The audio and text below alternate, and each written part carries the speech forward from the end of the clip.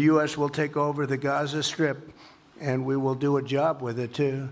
We'll own it. Well, President Trump's Gaza plan is to relocate about 2 million Palestinians to Jordan and Egypt, while the United States clears the war-torn strip and leads a massive project to rebuild it. On the face of it, it's an outrageous idea by Donald Trump that involves the displacement of 2 million people from their homes, where they've been for many, many decades. They would say that they've been there for hundreds, if not thousands of years. Displacing them to neighbouring countries against their wishes, because he thinks it can create some sort of peaceful utopia and Riviera on the Gaza Strip. Many people think this is for the birds. Many people think it is a form of ethnic cleansing by the purest definition of that phrase. What do you think of it?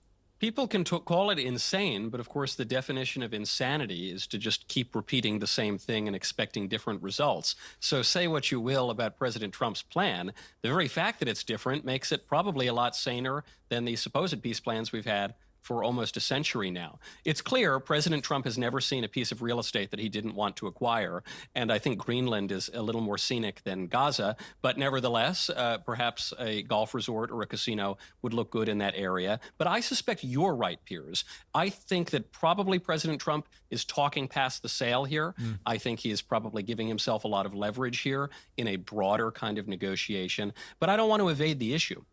You've brought up this issue of ethnic cleansing, and this is something that I've been talking about for certainly the entire duration of this war and probably even earlier, which is that in this war, you have two belligerents with the same rational strategic objective, namely the ethnic cleansing of the other. And so when we're talking about the Israelis, it does seem that the implicit and rational strategic objective would be to get the Palestinian Arabs out of Gaza because they can no longer tolerate the security risk that was proven on October 7th. I don't blame them for it. If I were the Prime Minister of Israel, I would have the same view.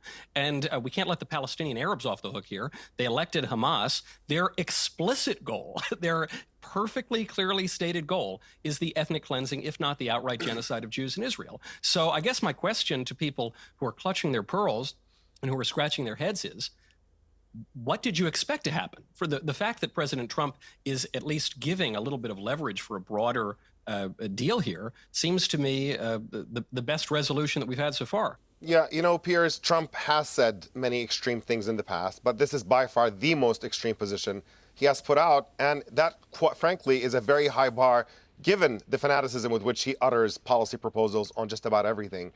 Effectively, at this point, what he's proposing is the destruction of Palestinian society in Gaza, the scattering of Palestinians to neighboring countries, and then for Trump to come and own the Gaza Strip. I mean, it's utter lunacy that the President of the United States is speaking in those terms. And listening to Michael talk about insanity is doing the same thing over and over again. The thing that has been done over and over again is Trump giving a carte blanche, and the United States in general, for decades, giving a carte blanche for Israel to behave however it wants towards the Palestinians, dominating them, besieging them, bombing them at will, and never putting any conditions on that support.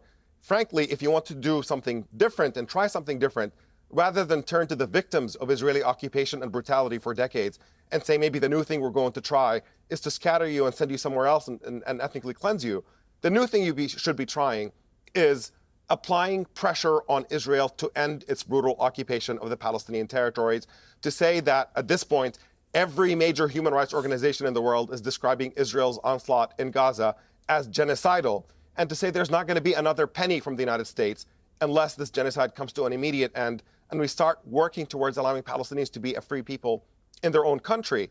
That is the trying something new that would actually achieve a better result, rather than this insanity of looking at an entire history of utterly deranged American policy of just enabling Israel's worst behavior and saying, well, the new thing, maybe we just have not been tough enough on the victims, and that's what we must do different. It's utterly bonkers. Okay, Vinny, what's your response to that?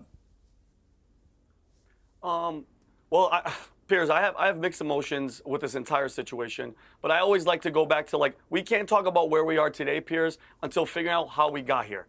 October 7th, you mentioned, Piers, 15 months ago, worst attack, almost, 1,300 civilians murdered by Hamas. Horrible, horrible day. But the fact that, and John Kirby came out a week after and said, people were asking, how could this happen? How could the most secure piece of land in the entire planet Okay, Piers? I don't know if you've ever been to Israel. have, Dogs walk past these freaking security. Okay, so you cannot tell me at all that Mossad, the Shin Bet, and the IDF not only had no idea that it happened, and it appears for 6 to 12 hours in certain places, this happened. And when you have John Kirby coming up in front of the White House, and he was like, you know what? People were asking, what happened? Now's not the time. And then Bibi's attitude is, you know what? Maybe after the war. So no answered questions. Nobody knows what happens, Piers. But and then also, October 13, 2023, the Israeli Minister of Intelligence had a document coming out, Alternatives to Political Directive for Civilian Population in Gaza. They had a plan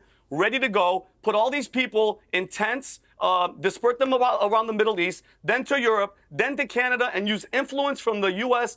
To pressure other countries to take these people. Okay, you mentioned Egypt doesn't want them. Jordan doesn't want them. I don't know how persuasive Trump is going to be to take people. But I mean, Piers, put yourself in the innocent people, the people that had nothing to do with it. They're not terrorists. They don't support Hamas. Their country, their land, is flattened. Now they're gone, and now you're hearing people saying, oh, we're going to build it. And yeah, maybe these people could come back, Piers. There's over 64,000 people dead. I mean, what, over half women and children and innocent people? And now we're talking about building a paradise on top of their bodies. It's a little difficult. Do you know what, for Vinny? me, I'm Piers, very. I don't know, man. I'm a bit taken aback by. Well, I wasn't expecting you to take that line so vehemently. I agree with that. And your opening statement for this segment too, that he's playing hardball, and I suppose is trying to get Qatar, Saudi, Egypt, Jordan to take responsibility, probably for the occupation and rebuilding, and then also, of course, as we're talking about here, the cleansing and the so-called resettlement of these people. So I think any mention of, oh yeah, no, we're going to make a nice place for the Palestinians to live, they don't mean that. When they say, oh yeah, people of the area are going to take over Gaza now, they mean Israeli Jews are going to replace the people there. And the thing is, America can't do that. I mean, the Pentagon, I don't know if he talked to the generals before he said that or anything, or exactly what he has in mind, if he really thinks he's going to do that. But that would mean American GIs and Marines in the place of the IDF, and as we just saw, getting shot, killing people, getting killed, and achieving nothing for it. And they wouldn't be able to cleanse the place anyway. So it's not like they're just going to walk in there and shoo everyone out and they're going to listen to us instead of the Israelis now. So I agree that it's an opening position for at least I certainly hope he's just trying to get someone else to take responsibility for it. But I'm for a total non-intervention on this. America needs to cut all ties with all sides and just stay out of it. I have my opinions about how things should be. You talk about doing the same thing over and over. How about an independent Palestinian state? Or how about separation of church and state and a secular state with citizenship for everybody between the river and the sea and equal rights for everybody? Those are my opinions, but I do not think that is the role of the United States government to dictate that. But we need to cut off all aid and certainly all weapons to Israel, all diplomatic support for them and their war crimes. After all, for conservatives who believe in the rule of law, the Fourth Geneva Convention, Article 46, is the law.